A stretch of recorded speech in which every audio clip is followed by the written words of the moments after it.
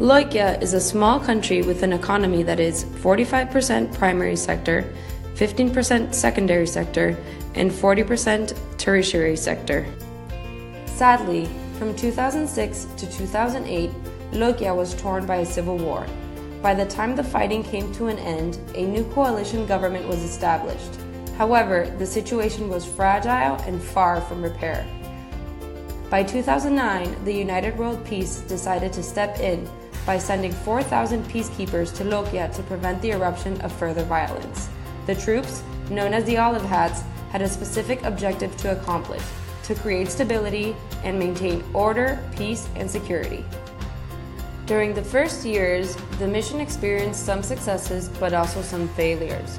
On the one hand, the Olive Hats provided a sense of stability and international support. They also invested in the local economy and helped to repair the infrastructure damaged during the Civil War. On the other hand, however, their presence began to be resented by locals since ultimately they were considered as foreigners and were being accused of inappropriate behavior.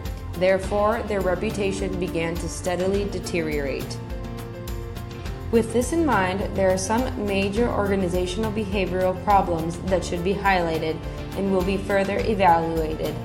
First, the United World Peace leadership and organizational structure and style was unsuitable for the current needs of the community.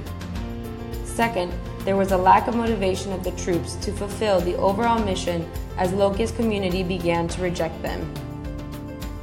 In light of the situation in Loyka in 2009, the United World Peace appointed autocratic leader General Ron Mieri as the mission's commander. An autocratic leadership is one where a leader takes all the decisions, very limited information is shared across levels, and there's only one-way communication. This type of leadership was appropriate for the initial phases of the operation, as the country was extremely vulnerable and in a serious state of instability. Loyka was in need of fast and decisive decision-making to prevent any further damage. As time passed, the United World Peace troops suffered difficulties as sentiments of mistrust and resentment grew among locals because they were not being included in any communication or decision-making. As a result of this, troops became hugely demotivated to fulfill their tasks. By 2011, General Mieri was replaced by General Diane Pierce. She was given two specific tasks to accomplish.